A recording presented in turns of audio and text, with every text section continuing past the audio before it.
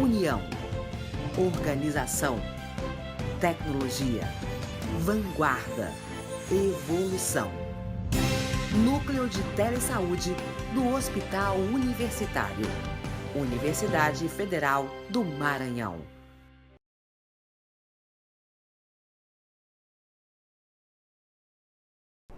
Boa tarde. Nós estamos aqui nessa tarde de quinta-feira para falar sobre o tema da alta responsável. Agradeço a oportunidade do Telesaúde para discussão e reflexão sobre um tema tão importante, pensando na rede de atenção à saúde integrada. Quero também saudar todas as categorias profissionais de um modo geral, de uma certa medida, contribui para a qualidade de vida dos usuários ao procurar os serviços de saúde. Vamos lá. O título da palestra é Alta Responsável como estratégia para a efetivação da integralidade do cuidado. Conceito de alta responsável. A gente vai delinear, vai passear sobre esse tema, que é preconizado, é um tema, é um assunto, um termo preconizado pelo Ministério da Saúde. A gente vai conhecer um pouquinho sobre esse assunto preconizado pelo Ministério, entender de onde ele surge. Bem, o conceito de alta responsável, a gente destaca 3 pontos essenciais, né? A transferência do cuidado pós-alta, garantindo ao paciente a continuidade do cuidado. Então, a gente tem a transferência, uma necessária transição para esse cuidado, a garantia da continuidade desse cuidado. Então, a gente tem que olhar isso, transferência, garantia e continuidade. Então, a gente pensa no paciente não só em um aspecto da assistência dele. O que justifica, qual é o propósito desse assunto, da alta responsável? O propósito desse assunto que justifica, o que vem a justificar a abordagem desse tema pelo Ministério da Saúde é a necessidade de se integrar mais às diversas redes, os diversos pontos da rede de atenção à saúde. A gente observa que, na verdade, a gente tem uma fragmentação, seja uma fragmentação dentro dos serviços de saúde e uma fragmentação entre os serviços de saúde. Então, a rede hospitalar hoje mal se comunica ou nem se comunica adequadamente com a atenção primária à saúde. Então, a gente observa que não há uma integração, então não há uma transição e, com isso, a gente observa as implicações negativas dessa falta de integração. Existem diversas nomenclaturas para alta que a gente observa, mas com o mesmo sentido. Faz um pouco de confusão, mas o objetivo é o mesmo. Você pode observar nas literaturas o nome alta qualificada, alta regulada, alta programada, alta segura e até deshospitalização segura. Na verdade, é o mesmo objetivo. É a responsabilidade na transição desse cuidado, ou seja, quem está cuidando do paciente, transferir esse cuidado e quem está recebendo, saber que está recebendo o paciente, em que condições ele está sendo, havendo essa transição. Então, há um planejamento disso, há uma necessidade disso com esse objetivo. Então, há essas diversas nomenclaturas por esse termo. Dentro do que o Ministério da Saúde identifica a alta, a gente vai achar na portaria 3390, de 2013, que ela é uma portaria que institui a Política Nacional de Atenção Hospitalar, no âmbito do SUS. Essa portaria traz as diretrizes para a organização do componente hospitalar na rede de atenção à saúde, ou seja, um dos aspectos da rede é o componente hospitalar. Então, a portaria nos vai dar o caminho para essa organização. E é dentro dessa portaria que a gente vai falar, vai ouvir falar, é um dos documentos legais que a gente ouve falar sobre alta responsável. No artigo 16, ele traz lá a alta hospitalar responsável, que é entendida como a transferência do cuidado, e ele destaca 3 incisos para se alcançar a alta responsável. O Ministério da Saúde, através dessa portaria. O primeiro inciso, orientação do paciente e familiares. A orientação dos pacientes e familiares visando a continuidade do tratamento e promovendo, reforçando a autonomia que vai proporcionar o autocuidado. O segundo inciso, a articulação visando a continuidade do cuidado por meio de pactuações com a rede de atenção à saúde. principalmente a atenção básica. Nesse CISO aqui ele destaca, o Ministério da Saúde, essa articulação com a atenção básica, para se fazer essa transição. E os mecanismos de deshospitalização, implantação de mecanismos de deshospitalização. Aqui ele traz alternativas às práticas hospitalares, como os cuidados domiciliares pactuados com a rede de atenção à saúde. Aqui a gente pode destacar o serviço de atenção domiciliar, que a gente vai abordar melhor no decorrer da palestra. A gente destaca aqui também os benefícios da alta responsável. Alguns benefícios que, ao trabalharmos dentro da rede de atenção à saúde, podemos conseguir a integralidade do cuidado, a integralidade promovendo, seja a integração entre os serviços através do fortalecimento de comunicação e também o olhar, seja preventivo e seja assistencial. A humanização do vínculo, da atenção à saúde, através do vínculo entre o usuário, as equipes de saúde e a família. A redução do tempo de permanência e a implicação que isso tem para o paciente. Menor exposição a complicações, menor riscos de infecções, conforto para o usuário e sua família. A gente sabe que muitas das vezes algumas condições de saúde permitem o paciente a ficar um longo tempo internado. Nós sabemos muitas vezes o estresse que isso traz para o paciente e para a sua família. Então, a alta responsável traz esse enfoque, o planejamento da alta a partir da internação do paciente. Diminuição das reinternações pelo mesmo motivo é também um dos benefícios da alta. Se a gente olhar para pensar que haverá continuidade daquele cuidado, daquele problema de saúde que o paciente apresente, a gente pensa que aquele problema de saúde vai diminuir muito as chances de uma reinternação por aquele motivo, se realmente funcionar. Se realmente houver a transição do cuidado e a continuidade desse cuidado após essa transição. A disponibilidade de leito.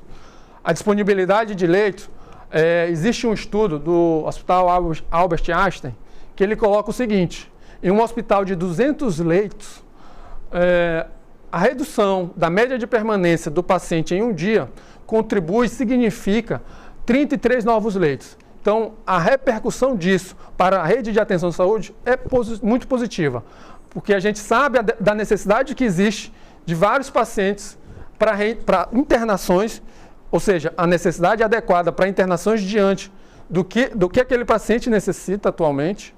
Então, se a gente olhar para esse aspecto, a gente faz o sistema funcionar. Ou seja, o paciente chega porque tem leito e o paciente sai porque haverá continuidade do cuidado. Ou seja, o paciente foi estabilizado, não há necessidade de continuar internado, mas ele já está estável clinicamente, mas há uma necessidade ainda de uma continuidade desse cuidado, mas não necessariamente no hospital que ele está internado. Pode ser na rede, nos demais pontos da rede de atenção, como a atenção básica ou o serviço de atenção domiciliar. Então, a gente olhar para esse benefício, a gente vê como o sistema pode funcionar se a gente trabalhar em cima do foco da alta responsável. E um último benefício que nós podemos citar é a promoção da autonomia, capacitando o paciente. Também é um produto do resultado dessa alta, a capacitação do paciente, ainda dentro do hospital, do paciente, da família, do seu cuidador, para continuar esse cuidado intradomicílio. Então, de um modo geral, a gente pode citar como benefícios da alta responsável. A gente traz aqui, de uma maneira bem sintética, a tríade da integralidade. Olhando o quê? Olhando o hospital, olhando a atenção primária e olhando o paciente e sua família ou o cuidador. Então, olhando para essa tríade, a gente consegue perceber a necessidade de referência, que a certa medida já acontece, e a necessidade de uma contra-referência para fazer o sistema funcionar. E a ligação que existe desse paciente com essas redes, seja hospitalar, seja na atenção primária à saúde. E a necessidade de se trabalhar a corresponsabilidade e a autonomia diante desses dois aspectos. E a alta responsável traz o enfoque da contra-referência. que a gente vai detalhar um pouco mais, e também discutir os trabalhos, a necessidade de se trabalhar dentro do nível hospitalar e da atenção primária à saúde. A contrarreferência a gente pode entender como o encaminhamento do usuário para a atenção primária à saúde, sem perder informações. Então é encaminhar o usuário, mas é só encaminhar com um resumo de alta? Não. Há a necessidade do contato, da comunicação, da discussão do caso com a atenção primária, de acordo com cada caso.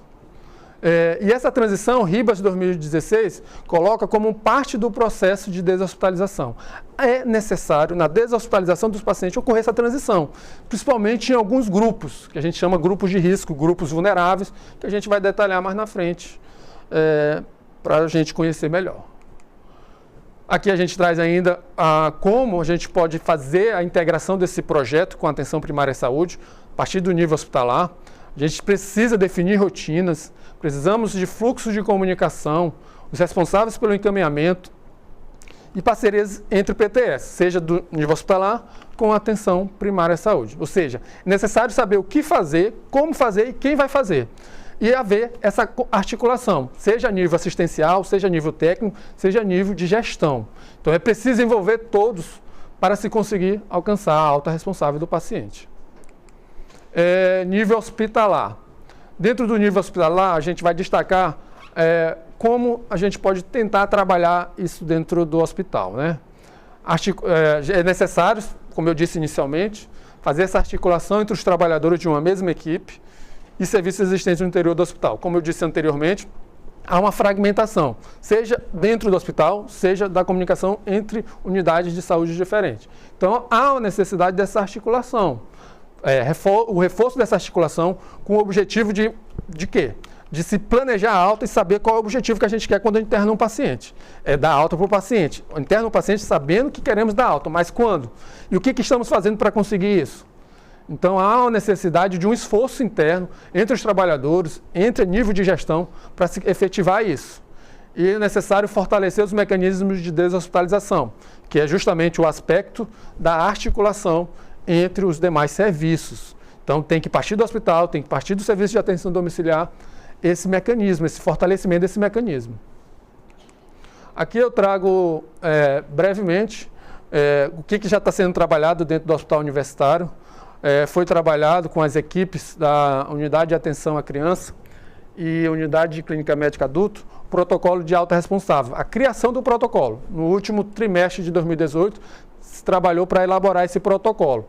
Olhando para quê? Para as atividades e procedimentos e fluxograma. Ou seja, dizendo quem vai fazer, como vai ser feito e como ocorre essa comunicação entre os diferentes serviços de atenção, os diferentes serviços da rede de atenção à saúde. A alta responsável no HU. Aqui eu trago uma breve trajetória, na verdade, os pilares desse protocolo. O que é importante existir dentro dele, para se conseguir a alta responsável dentro do nível hospitalar, né? É necessário a gente estabelecer a previsão de alta na admissão do paciente, monitorar o tempo de permanência desse paciente, realizar projeto terapêutico singular ou plano de cuidado para alta. Então é preciso se trabalhar com a equipe de referência, a horizontalidade do cuidado. Há uma necessidade de se capacitar o familiar ou o cuidador ou o próprio paciente. Então nessa etapa também é importante essa informação está dentro do protocolo. Penúltimo, a gente cita a articulação e a comunicação. O nosso protocolo ele visa focar inicialmente a região metropolitana de São Luís através do serviço de atenção domiciliar. Então, houve essa conversa, houve essa articulação entre esses serviços da cidade, do município de Passo do Lumiar, São José de Ribamar e São Luís. Então, havendo a necessidade, tem um caminho já traçado para como conseguir essa comunicação, essa articulação. E com isso a gente tenta efetivar a alta responsável do paciente. Então, esse aqui é uma forma breve, síntese de como os pilares que existem dentro da alta responsável no HUFMA, sendo trabalhado dentro do HUFMA. Aqui eu trago agora o enfoque para a atenção primária à saúde. O que nós temos de ferramentas que possa nos ajudar para a efetivação da alta, né, responsável. A gente tem a articulação entre as diferentes unidades de saúde, como mecanismo de auxílio uma em relação à outra, os núcleos de apoio à saúde da família e atenção básica, o NASF, da atenção básica, que tem um apoio matricial. Na verdade, o núcleo, eles configuram como equipes multiprofissionais que são integradas à atenção básica. Esse núcleo se integra de que forma? Discussão de casos, assistência direta, seja na unidade básica de saúde, seja na visita domiciliar. Então, ele tem esse apoio matricial e até mesmo no auxílio na elaboração do PTS dentro da atenção básica. Então, é uma função também do núcleo, é preciso a gente fortalecê-los para haver realmente uma maior resolutividade da atenção básica. Temos também o programa de telesaúde Brasil Redes, que também é uma ferramenta importantíssima traçada pelo Ministério da Saúde de integração da atenção básica com a rede de atenção à saúde. E dentro da alta, como é que nós podemos utilizá-lo? O programa de telesaúde pode ser utilizado da seguinte forma: dependendo da condição do paciente, um paciente que não necessariamente tem a necessidade de continuidade no domicílio daquele cuidado, mas tem a necessidade de um acompanhamento da atenção primária, ou seja, ele consegue ir até a unidade básica de saúde, ele consegue se locomover. Então, é um paciente que, o que a gente pode fazer de ligação para esse paciente que está recebendo alta hoje do HUF? Por exemplo, um paciente que realizou uma cirurgia de hérnia, correção de uma herniorrafia, uma correção cirúrgica de hérnia. Esse paciente recebendo alta, há necessidade de uma continuidade do cuidado dentro do domicílio? Não. Mas há uma necessidade de um acompanhamento de como ele evolui, como podemos proceder em relação a isso. A gente pode fazer uma comunicação no sentido de permitir o acesso, por meio do telesaúde, de arquivos do resumo de alta do paciente, relatórios do paciente e recomendações de cuidado. E assim, acompanhamento pela atenção primária à saúde. Um outro exemplo também bastante clássico são os pacientes descompensados de diabetes e hipertensão arterial, que hoje recebe alta após uma compensação, e é uma necessidade de saber que esse paciente houve um período de internação. E às vezes, muitas das vezes, a atenção primária, a atenção básica, nem sabe que o paciente foi internado. Então, vai haver, nessas situações, apenas a comunicação com a atenção básica e o hospital por meio do programa telesaúde, permitindo o acesso através do resumo de alta que existe dentro do sistema de informatização do hospital. E outras informações, plano de cuidado, relatórios das diversas equipes multidisciplinar. Por último, a gente traz o serviço de atenção domiciliar, olhando para a atenção primária à saúde. O programa Melhor em Casa, que também é um reforço colocado pelo Ministério da Saúde, na necessidade de aumentar a resolutividade da atenção primária à saúde. E a gente detalha um pouco melhor esse serviço a partir de agora. A serviço de atenção domiciliar é uma modalidade de atenção à saúde, substitutiva ou complementar à internação hospitalar, olhando um conjunto de ações de prevenção e tratamento de doenças, reabilitação, paliação e promoção da saúde em domicílio. Para quê? Garantir a continuidade de cuidados e integrados à rede de atenção à saúde. Ou seja, tudo que o Ministério da Saúde trabalha é nesse sentido. É continuidade do cuidado, aumentar a resolutividade dos serviços de saúde e ser integrado. Que hoje, uma das grandes dificuldades é isso, é fazer essa integração dos diversos pontos de atenção à saúde. E a alta responsável é um dos mecanismos que a gente traz para tentar efetivar isso. E qual é a portaria que fala sobre esse serviço de atenção domiciliar? Bem, o serviço de atenção domiciliar também pode ser conhecido como Programa Melhor em Casa. Tem a atenção domiciliar da atenção básica? Tem. Também é uma das vertentes da atenção básica, a visita domiciliar. Mas é uma visita mais esporádica, uma visita mensal, não é tão regular como o Programa Melhor em Casa, que a gente vai detalhar melhor como funciona. Mas a portaria que traz sobre o serviço de atenção domiciliar é a portaria 825 de 2016, que ela redefine a atenção domiciliar no âmbito do SUS e traz algumas equipes habilitadas. Bem, essa portaria, ela traz no seu artigo 7 uma das atribuições do serviço de atenção domiciliar, que é justamente realizar busca ativa e periódica para admissão e alta de pacientes da atenção domiciliar. Então, uma das atribuições do serviço de atenção domiciliar é isso, é buscar pacientes para atenção domiciliar. Vamos entender um pouquinho melhor das modalidades da atenção domiciliar. Mas, de um modo geral, o que nós podemos dizer? Qual é o critério do paciente para a atenção domiciliar? O que é até definido até pela própria portaria. É o paciente que possua uma necessidade de atenção à saúde ainda, apesar da alta hospitalar, e que requer, ou seja, tem uma restrição, que ainda possui uma restrição de leito ou do próprio lar, seja temporária ou definitiva, ou ele é dentro de um grupo de pacientes considerados vulneráveis, né, como um paciente diabético, com incapacidades, doenças crônicas degenerativas, que a gente vai citar aqui um pouquinho melhor. Esse serviço ele é dividido em 3 modalidades, AD1, AD2 e AD3. AD1, a gente traz um pouquinho sobre quais os pacientes são elegíveis e a responsabilidade, de quem é a responsabilidade para essa atenção domiciliar. A modalidade AD1, são elegíveis os usuários que requerem menor frequência e menor necessidade de intervenções multiprofissionais. A responsabilidade é da atenção básica e do NASF. Ou seja, são pacientes que provavelmente se permite uma visita mensal. Não há necessidade de uma frequência mais intensa do que isso. Atenção domiciliar nível 2, é a que chama de AD2. A portaria regulamenta lá que os elegíveis são os pacientes que possuem afecções agudas ou crônicas agudizadas, com necessidade de cuidados intensificados e sequenciais. É o que eles chamam de reabilitação, né? A frequência aqui ele coloca como mínimo semanal, também colocada as afecções crônicas degenerativas, os pacientes em cuidados paliativos para alívio da dor e sofrimento.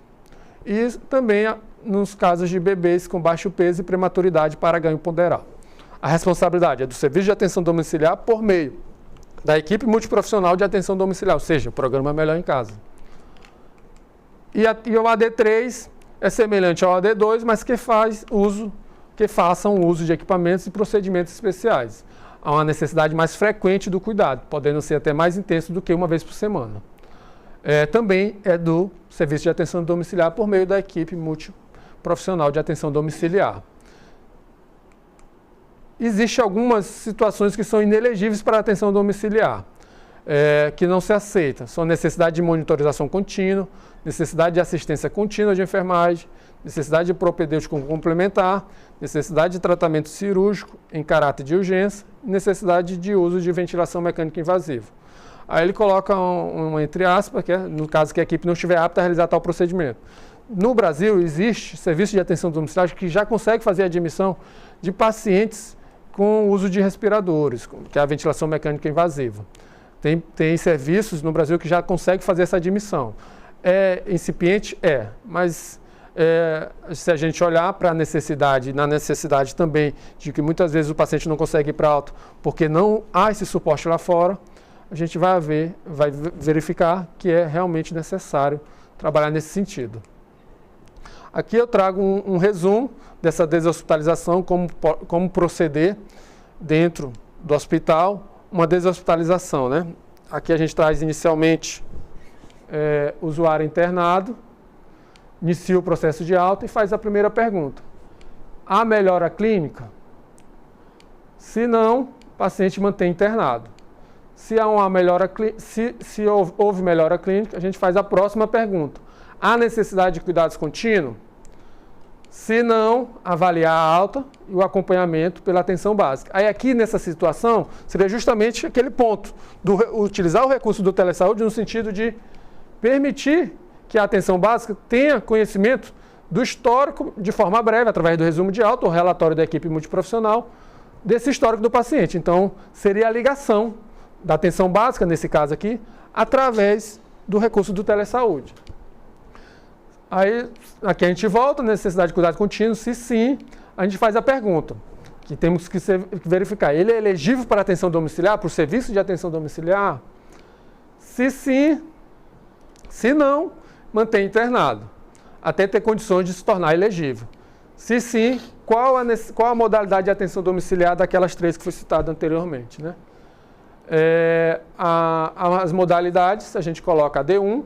O AD1, como eu disse anteriormente, vai para a atenção básica, saúde da família, que também, da mesma forma, a comunicação poderia ocorrer através da ligação, através do acesso dessa saúde da família por meio do telesaúde. Um reforço da necessidade disso, do histórico desse paciente por meio do resumo de alta. Se se enquadra no AD2 e AD3, seria o melhor em casa. Também aqui a gente ainda poderia usar o telesaúde, no sentido de quê? De fazer o webcam, principalmente olhando o telesaúde dos interiores do estado. Porque no programa Melhor em Casa, há necessidade da visita hospitalar para verificar as condições do paciente para alta. Então, para tentar simplificar essa situação, nos casos dos pacientes do interior, que residem no interior, faria essa comunicação através do webcam. Faria a comunicação e tentaria manter esse contato, essa comunicação, essa transição do cuidado dessa forma. Aqui é uma forma resumida, para se tentar simplificar, mas há uma necessidade de um detalhamento, mas em breves palavras é isso. Esse detalhamento seria isso. Há uma necessidade de se ir além, porque assim, hoje o protocolo de alta do HUFMA está incluído o serviço de atenção domiciliar da região metropolitana, como eu disse inicialmente. Mas há a necessidade da gente ir além, fronteiras, buscando quem já trabalha com esse serviço de atenção domiciliar no interior do estado. Então, essa comunicação necessariamente poderia ocorrer através do telesaúde. Basta fazer pactuações, seja a nível técnico, seja a nível de gestão, para se efetivar. Aqui eu trago o próximo, as equipes habilitadas de serviço de atenção domiciliar no Maranhão. Essa referência é de 2016, mas essa informação já foi atualizada pelo Ministério da Saúde em 2018. Se mantém em 11 municípios com o serviço de atenção domiciliar. E aqui da região metropolitana, São José de Ribamar, com uma equipe, São Luís com 3, sendo implantada mais uma, estava em processo de implantação para ir para 4, e Passo do Lumiar, uma equipe também. Cada equipe dessa para atender, no caso, aqui eles chamam, tem também uma classificação de EMAD, Equipe Multiprofissional de Atenção Domiciliar 1 e 2. A 1 teria que atender, tem pelo menos 60 pacientes. Então, aqui apenas no Maranhão, dos 217 municípios do Maranhão, a gente tem 11 municípios que têm o serviço de atenção domiciliar. Então, a gente observa que há uma necessidade de expansão. Se nós quisermos realmente que o sistema de saúde funcione em rede, há uma necessidade disso. Seja trabalhado pelos gestores municipais, seja trabalhado pelos gestores estaduais, essa expansão. E usar os recursos que nós temos. As ferramentas estão dadas, há uma necessidade apenas de se trabalhar e ter vontade para se reforçar isso. Agradeço a oportunidade, como eu disse, é um espaço oportuno para reflexões e discussões sobre um tema tão importante. E quero colocar para as pessoas, os acadêmicos da universidade, que hoje pensam em que trabalhar em termos de pesquisa, esse é um bom tema. Se a gente for olhar hoje como acontece, como ocorre, como os profissionais trabalham a alta responsável, fica a dica para quem está na academia pensando em que desenvolver de pesquisa. Obrigado.